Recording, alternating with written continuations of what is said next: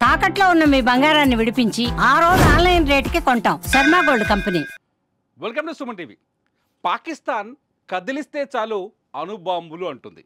130 అణుబాంబుల్ని భారత్కి ఎక్కుపెట్టామని చెప్తుంది. 130 అణుబాంబుల్ని పేలిస్తే భారత్ నాశనమవుతుందని బెదిరిస్తుంది. ప్రతిసారి చిన్న ఆర్మీని డిప్లాయ్ చేసినా అణుబాంబులు వేస్తామని చెప్తోంది. సింధు జలాన్ని ఆపేసినా అణుబాంబులు వేస్తామని చెప్తోంది.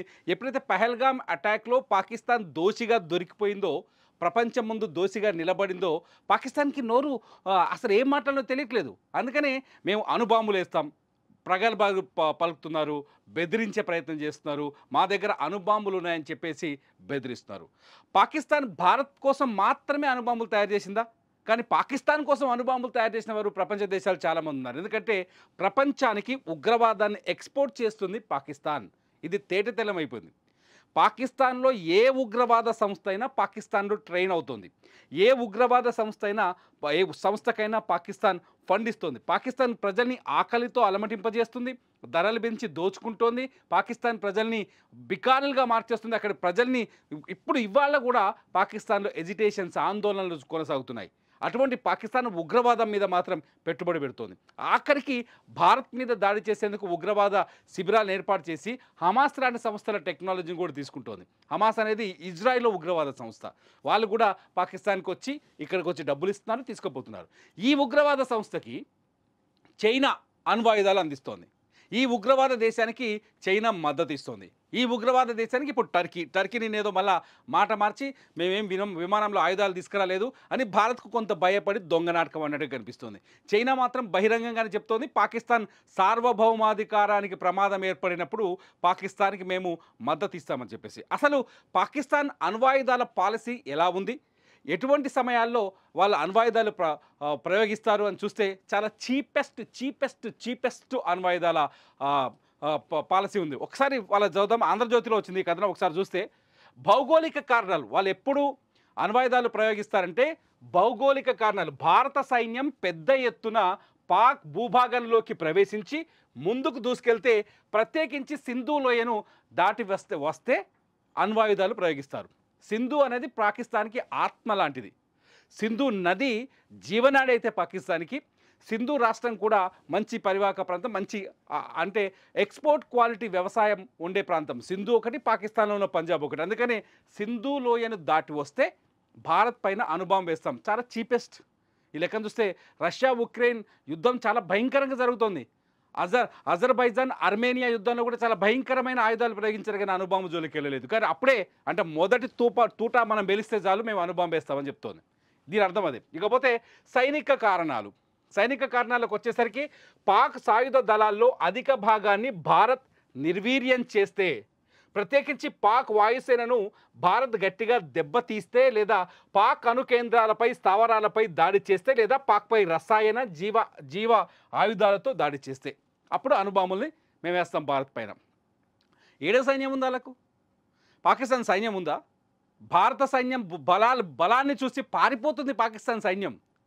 భారత శక్తి సామర్థ్యాలను చూసి భయపడిపోతుంది. అరేబియా సముద్రంలోకి ఐఎన్ఎస్ విక్రాంత్ వెళ్ళింది. ఇటు రాఫెల్ యుద్ధ విమానాలు రెడీ అయినాయి. ఏ క్షణమైనా ఇవాళ ప్రధాని మోదీ నిర్ణయం ఒక్కటే మిగిలింది. అంటే పాకిస్తాన్ ఆల్రెడీ ఓటమిని అంగీకరించింది.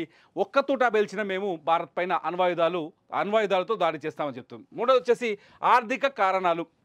పాక్ నౌకాదళాన్ని దెబ్బతీసి నావెల్ బ్లాకేడ్ అంటే 1971లో కరాచీ పోర్టును భారత్ దిగ్బంధం చేసిన తరహాలో 71లో ఆల్రెడీ రుచి చూపించింది భారత్. ఆల్రెడీ ఆ రుచి చూపించిన దాన్ని పట్టుకొని భయపడిపోతుంది. ద్వారా పాక్ ఆర్థిక వ్యవస్థను చేస్తే, లేదా సింధు, జీలం, చినాబ్ నదుల్లో, ఇక్కడ చూడండి, సింధు, జీలం, చినాబ్ నదుల్లో పాక్ వాటా జలాలను విడుదల చేయకుండా అడ్డుగా పాక్ను ఆర్థికంగా అతలాకుతలం చేస్తే. చాలా క్లియర్గా ఉంది పాకిస్తాన్. ఒకవేళ భారత్ జోలికి వెళ్తే సింధు జలాన్ని ఆపేస్తారు. భారత్ జోలికి వెళ్తే జీలం, చినాబ్ నదులు ఏదైతే సింధు పరివాహక ఉపనదులునే వాటిని ఆపేస్తారని పాకిస్తాన్ ముందే తెలుసు. అందుకోసమనే పాకిస్తాన్ ఏం చేయబోతుంది, సింధు జలాన్ని అడ్డుకుంటే అణ్వాయుధాలు ప్రయోగిస్తాం. అందుకనే ఇప్పుడంతా అక్కడ లొట్టపెట్టలు కొట్టే బ్యాచ్ ఉంది. తెలంగాణ అంటారు కదా పిట్టల పాకిస్తాన్ పిట్టల దొరలు అందరూ అందుకే చెప్తున్నారు, అరే పేలుస్తాం అణుబాంబుల్ని. ఇకపోతే రాజకీయ కారణాలు. నాలుగో కారణం, పాక్లో రాజకీయ అస్థిరత కలిగిస్తే లేదా పాక్ ఏదైనా ప్రాంతాన్ని ఆ దేశం నుంచి విడగొడితే పీఓకే ఎట్లాగో తెచ్చుకోవాలి, యుద్ధం చేస్తే తప్పదు భారత్కి. పీఓకే పైనే మొదటి పోరాటం ఉంటుందని అర్థమవుతుంది. సో అణుబాంబు వేస్తారటప్పుడు పాక్లో అంతర్గత రాజకీయ విభేదాలు రెచ్చగొడతారు. అరే బాబు మీరు రెచ్చగొట్టేందుకు ఆల్రెడీ మీ రాష్ట్రం సింధు రాష్ట్రంలో పంజాబ్ రాష్ట్రం కొట్టుకుంటున్నాయి ఆడ నీళ్ళ కోసం. సింధు రాష్ట్రంలో 82 లక్షల ఎకరాలకు మాత్రమే నీరు అందుతుంది సింధు జలాల్ని, ఇంకా 1,80,00,000 ఎకరాలకు నీళ్ళు అందట్లేదని చెప్పి సింధు రాష్ట్ర ప్రజలు ఆందోళన వ్యక్తం చేస్తారు. భారత్తో కాదురా బాబు ముందు మా యుద్ధం సంగతి తేల్చండి చెప్తున్నారు. రెండో పాయింట్ వచ్చేసి కేవలం పంజాబ్కే 3 కోట్ల ఎకరాలకి నీళ్ళు ఇస్తున్నారు, సింధుని ఎండబెడుతున్నారు. అంత కాకుండా ఇంకో ఎడారి నుంచి కాలువ తీసి మరోవైపు నీళ్ళని తరలించే ప్రయత్నం చేస్తుంది పాక్ ఆర్మీ అని చెప్పేసి ఒక గొడవ నడుస్తుంది పాకిస్తాన్లో. ఇంత జరుగుతున్నప్పుడు అంటే వాళ్ళ అంతర్గతంగా కొట్టుకున్నా కూడా భారత్ మీద బాంబు వేస్తారట. ఇంత పెద్ద తెలివి కలవలు పాకిస్తాన్.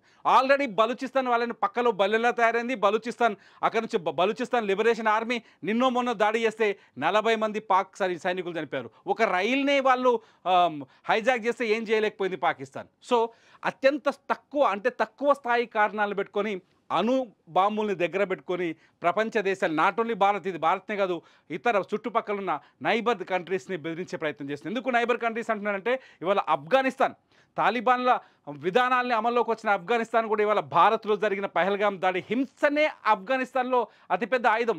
అటువంటి హింసాత్మకమైన తాలిబాన్లు కూడా హింసాత్మకంగా ఆలోచించే తాలిబాన్లు కూడా పహల్గాంలో అమాయకుల మీద తాలిబాన్లు ఎప్పుడైనా ఎటువంటి దాడులు చేస్తారు తిరగబడే వాళ్ళపైన. పహల్గాంలో అమాయకుల పైన ఉగ్రవాదులు దాడి చేస్తే తాలిబాన్ ప్రభుత్వం ఆఫ్ఘనిస్తాన్లో ఏర్పడిన తాలిబాన్ ప్రభుత్వం ఆ పహల్గాం దాడిని మానవత్వం పైన దాడి కింద అభివర్ణించింది. ఇవాళ ఒకవేళ పాక్తో యుద్ధం జరిగితే మేము భారత్ వైపు నిలబడతామనే ధోరణిలో ఉంది ఇవాళ ఆఫ్ఘనిస్తాన్. భారతాలకు అటు ఆ స్థాయిలో ఆర్థిక సహాయం చేస్తోంది. ఆఫ్ఘనిస్తాన్ అభివృద్ధి కోసం భారత్ దాదాపు 20,000 కోట్లకు పైగా ఇప్పటికే ఖర్చు పెట్టింది. అందుకని ఆఫ్ఘనిస్తాన్ భారత్తో స్నేహాన్ని సాధిస్తోంది. సో పాకిస్తాన్ ఏం చేస్తోంది, తన సొంత కమ్యూనిటీని కూడా దగ్గరగా పెట్టుకునే పరిస్థితి లేకుండా పోయింది పాకిస్తాన్. అయితే ఎందుకు ప్రతిసారి అణ్వాయుధం పేరుతో పాకిస్తాన్ ఇండియాను బెదిరిస్తుందంటే దీనికి మొదటి కారణం చైనా.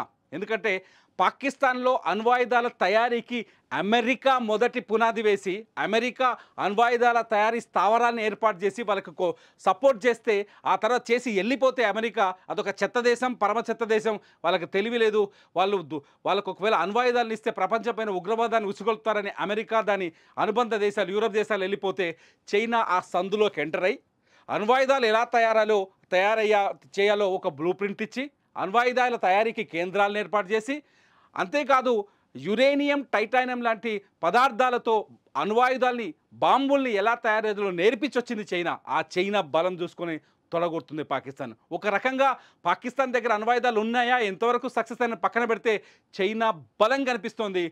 పాకిస్తాన్ ఆయుధ సంపత్తిలో చైనాకి 82% వాటా ఉంది. కొత్తగా టర్కీ వచ్చి చేరింది. టర్కీ విషయం ఇక్కడ మాట్లాడాల్సి వస్తుందంటే అజర్బైజాన్ అర్మేనియా యుద్ధంలో టర్కీ నుంచి దిగుమతి చేసుకున్న ఆయుధాలతో అజర్బైజాన్ అర్మేనియాపై ఆధిపత్యాన్ని చెలాయించింది, ఆధిపత్యాన్ని చేజిక్కించుకుంది. సో టర్కీ ఆధునిక ఆయుధాలతో పాకిస్తాన్ దగ్గర వ్యాపారం చేసే ప్రయత్నం చేస్తుంది. కాబట్టి టర్కీతో కొంత ఈ టర్కీ బలాన్ని కూడా అండగా చూసుకొని పాకిస్తాన్ ఇవాళ తొలగొడుతుంది. ఇవాళ నవాజ్ షరీఫ్ కూతురు మిరాయి కూడా చాలా స్పష్టంగా చెప్తుంది. ఎవడు చూడు ఏడ రాజకీయ మీటింగ్ పెట్టినా కూడా పాకిస్తాన్లో ఏం చెప్తున్నారంటే మేము అణుబాంబులతో భారత్ని పేల్చేస్తాం. అంత దమ్ముందా? అణుబాంబుల్ని అడ్డుకునే శక్తి భారత్కు ఉంది, అణుబాంబుల్ని కూడా తట్టుకునే శక్తి భారత్కు ఉంది.